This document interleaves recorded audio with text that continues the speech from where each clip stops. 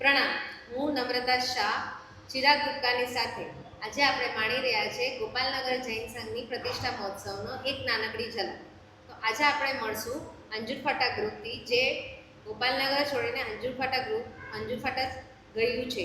તો આજે આપણે એમને મળશું, જેમ કે નીતિબેન છે, રીનાબેન છે, મધુબેન છે અને કાજલબેન, ખુશ્બુબેન તેમજ પૂર્વીબેન આપણી સાથે છે. તો આજે આપણે એમનો એક અનુભવ નાનો જાણીશું કે તમે અહીંયાથી અંજુરફાટા ગયા તો તમે કેમ પાછે આ પ્રતિષ્ઠા મહોત્સવ માણવા આવ્યા, એનું કારણ?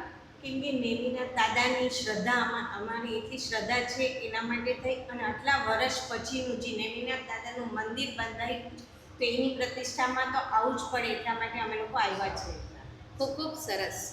તો તમારે અહીંયા પ્રતિષ્ઠા માટે તમે માણવા માટે આવ્યા છો એ તો સમજાણું, પણ તમે કેટલું સરસ આમાં કાર્યરત બી છો, તમે આટલો સરસ એમાં ભાગ બી લીધો છે, એનું કારણ?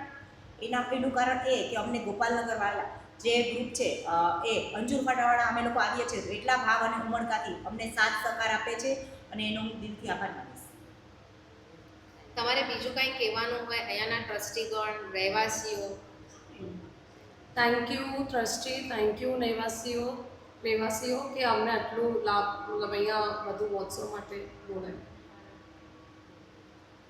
સૌથી બેસ્ટ થેન્ક્સ તો હું સર્વી આચાર્ય ભગવંતો, સાધુ સાધ્વી ભગવંતોને અને સ્પેશિયલી હેમ પ્રભુ મારા સાહેબને ધન્યવાદ કરશું કે આટલું શુભ કાર્ય એમને બહુ શાંતિ રીતે પૂર્ણ કરશે. ધન્યવાદ. ખૂબ ખૂબ સરસ, ખૂબ ખૂબ ધન્યવાદ તમારો અનુભવ કહેવા માટે. ધન્યવાદ. પ્રણામ.